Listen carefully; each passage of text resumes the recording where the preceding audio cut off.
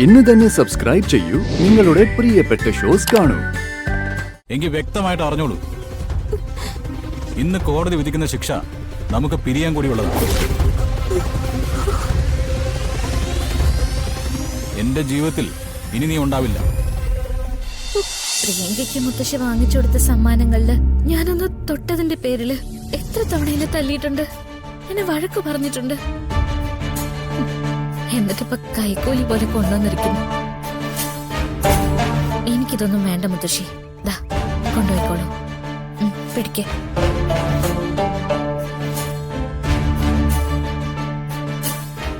മനസ്സിലായിടി, എല്ലാം എനിക്ക് മനസ്സിലായി. പ്രിയങ്ക ഇവിടുന്ന് പോയ അവസരം ഉപയോഗിച്ച് കണിമംഗലത്ത് പറ്റിക്കൂടാനാ നിന്റെ തീരുമാനം. അതിന് ഇവിടെയുള്ളവരെ മുഴുവൻ നീ കയ്യിലെടുത്തും കഴിഞ്ഞു. പക്ഷെ നീ നോക്കിക്കോ, കണിമംഗലത്തെ റാണിയായിട്ട് സുഖിക്കാൻ നിന്നെ ഞാൻ സമ്മതിക്കില്ല. എന്റെ പ്രിയങ്ക മോൾക്ക് ശിക്ഷ കിട്ടിയാൽ അതിലും വലിയ ശിക്ഷ നിനക്ക് ഞാൻ തരും. കാല് പിടിച്ച് കരയാൻ വന്നപ്പോ നീ എന്നെ ആട്ടി പുറത്താക്കിയല്ലേ? നീ കണിമംഗലത്ത് വാഴുന്നത് എനിക്കൊന്ന് കാണണം.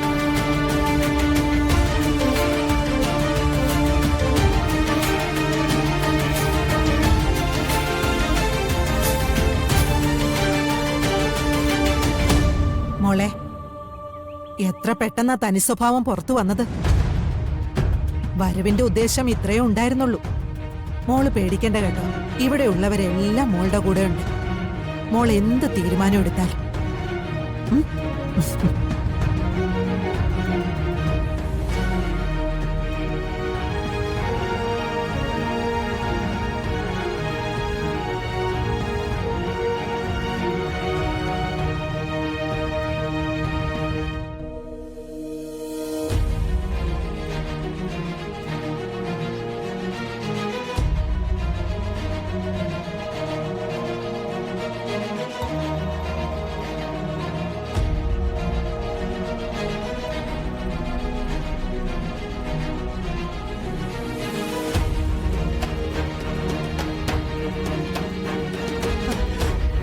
മോനെ, മോനെ, പ്രിയങ്ക മോള് തെറ്റുകാരി അല്ലാന്ന് പറഞ്ഞിട്ടും നിങ്ങൾക്ക് ആർക്കും അതെന്താ വിശ്വാസം വരാത്തെ? ആ ജോലിക്കാരി ചതിച്ചതാ. മുത്തശ്ശി, ആറ്റുശ്ശേരി വീട്ടില് സത്യവും ധർമ്മവും നീതിയും പാലിക്കുന്ന ഒരു മനുഷ്യനുണ്ട്. മുത്തശ്ശിയുടെ മകൻ ദേവനാരായണൻ തിരുമേനി. സ്വന്തം മകളെ കോടതിയിൽ കൊണ്ടുവന്ന ദിവസമായിട്ട് പോലും ആ മനുഷ്യൻ ഇവിടെ ഇല്ലാത്തത് എന്തുകൊണ്ടാണ്? മുത്തശ്ശി നിർബന്ധിക്കാഞ്ഞിട്ടല്ലല്ലോ. കാരണം അതിന്റെ യാഥാർത്ഥ്യം അച്ഛനറിയാം. അച്ഛന് പ്രിയങ്കയുടെ സ്വഭാവം നന്നായിട്ട് അറിയാം. ദേവനെ ആരോ തെറ്റിദ്ധരിപ്പിച്ചിരിക്കുവോ മോനെ? ഈ അവസ്ഥയിലും പ്രിയങ്കയെ ന്യായീകരിക്കുന്ന ഒരേ ഒരാളുമുണ്ട്, അത് മുത്തശ്ശിയാണ്. കാരണം പ്രിയങ്കയുടെ മനസ്സിൽ വിഷം നിറച്ച ചിന്തകൾ മുഴുവൻ കുത്തിവെച്ചു കൊടുത്തത് നിങ്ങൾ ഒരാളാണ്. രാധിയെ കൊന്നുകളയാൻ പ്രിയങ്ക സ്വയം തീരുമാനിച്ചാണോ അതോ കൊന്നുകളയാൻ നിങ്ങൾ പറഞ്ഞതോ? മോനെ, എനിക്ക് നിങ്ങളെ വിശ്വാസമില്ല, ഒരു തരിമ്പ് പോലും വിശ്വാസമില്ല. അമ്മയെന്നോ മുത്തശ്ശിയെന്നോ വിളിക്കാൻ അർഹതയില്ലാത്ത വിധം കെട്ടുപോയൊരു മനസ്സാണ് നിങ്ങളുടേത്.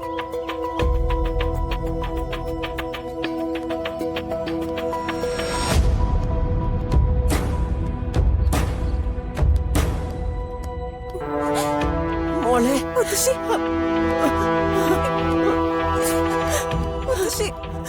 സാറേ, ഞാൻ ഇവളുടെ മുത്തശ്ശിയാ. ഞാനൊന്ന് സംസാരിച്ചോട്ടെ? സംസാരമൊക്കെ ഒരുപാട് അനുവദിച്ചതാ, ഇനി പറ്റില്ല. കോടതിയിലേക്ക് കയറേണ്ട നേരമായി. സാറേ, ഞാൻ സുഖമില്ലാത്ത ഒരാളാ. ഇത്രയും ദൂരം വന്നതല്ലേ, ഒന്ന് രണ്ട് വാക്ക്. ശരി, പെട്ടെന്ന് വേണം.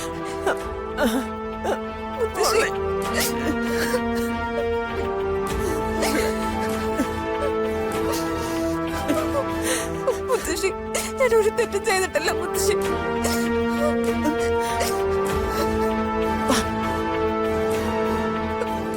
സാറേ, ഇപ്പൊ വരെ. പെട്ടെന്ന് വേണം. മോനെ, നീ എന്താ സത്യമെന്ന് ഇവളോടൊന്ന് ചോദിക്ക്. അതെ, എന്നേക്കാളും യോഗ്യതയുള്ളവര് കോടതി മുറിക്കകത്തുണ്ട്. അവരെല്ലാം ചോദിച്ചറിഞ്ഞോളും. കുറ്റം അവര് കണ്ടുപിടിച്ചോളും. വിധിക്കാനുള്ളതൊക്കെ അവര് വിധിച്ചോളും. പ്രിയങ്ക, ദേ ഞാനൊരു കാര്യം പറയാം. കോടതി മുറിയിലേക്ക് കയറുന്നതിന് മുമ്പ് ഇത്തരമൊരു നാടകം എന്റെ മുമ്പിൽ നടത്തുന്നത് ശിക്ഷിക്കപ്പെട്ട് കഴിഞ്ഞാലും ഞാൻ നിന്നെ കാത്തിരിക്കുമെന്ന് കരുതിയിട്ടാണോ? എങ്കിൽ വ്യക്തമായിട്ട് അറിഞ്ഞോളൂ, ഇന്ന് കോടതി വിധിക്കുന്ന ശിക്ഷ നമുക്ക് പിരിയാൻ കൂടിയുള്ളതാണ്. എന്റെ ജീവിതത്തിൽ ഇനി നീ ഉണ്ടാവില്ല. മോനെ, സർ, കൊണ്ടുവാ. അയ്യോ, സാറേ, കൊണ്ടുപോവില്ലേ? സാറേ, എന്റെ മോളെ കൊണ്ടുപോവില്ലേ?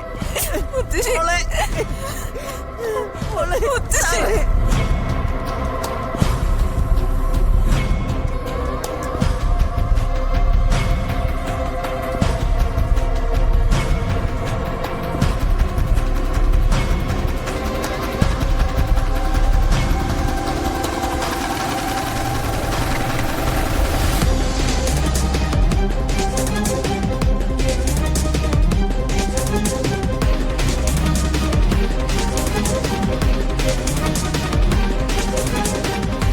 Your Honor, I am appearing for the accused, Your Honor. പ്രിയങ്കയുടെ പേരിൽ ആരോപിക്കപ്പെട്ടിരിക്കുന്ന കുറ്റം ചില സാഹചര്യങ്ങളുടെ സമ്മർദ്ദത്തിൽ സംഭവിച്ചു പോയതാണ്. റിമാൻഡ് ചെയ്യപ്പെട്ട ദിവസം പ്രിയങ്കയ്ക്ക് വേണ്ടി വാദിക്കാൻ ആരുമില്ലായിരുന്നതുകൊണ്ടും സാഹചര്യ തെളിവുകൾ എതിരായിരുന്നതുകൊണ്ടും പ്രിയങ്ക കുറ്റവാളിയാണെന്ന് വിലയിരുത്തുകയായിരുന്നു. അത് മറിച്ചാണെന്ന് തെളിയിക്കാൻ ബഹുമാനപ്പെട്ട കോടതിയുടെ അനുമതി വേണം. Yes, proceed. Thank you, your owner.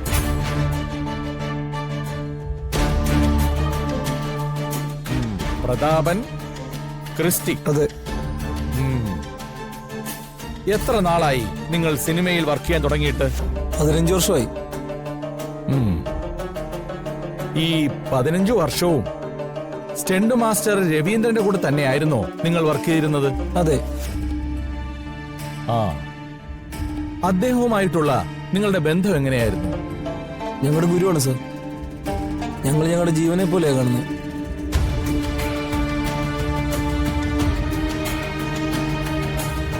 കഴിഞ്ഞ മാസം 16-ാം തീയതി സേനാനി എന്ന സിനിമയുടെ സെറ്റിൽ നിങ്ങൾ ഈ പറയുന്ന സ്റ്റണ്ട് മാസ്റ്റർ രവീന്ദ്രനുമായി വാക്കേറ്റമുണ്ടായില്ലേ?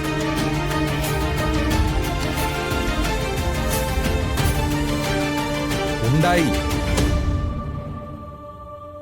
വാക്കേറ്റം മാത്രമല്ല, സ്റ്റണ്ട് മാസ്റ്റർ രവീന്ദ്രന് നേരെ ഈ നിൽക്കുന്ന നിങ്ങൾ കൈ ഉയർത്തുകയും ചെയ്തു. യുവർ ഓണർ, കേസുമായി ബന്ധമില്ലാത്ത കാര്യങ്ങളാണ് പ്രതിഭാഗം വക്കീല് ചോദിക്കുന്നത്.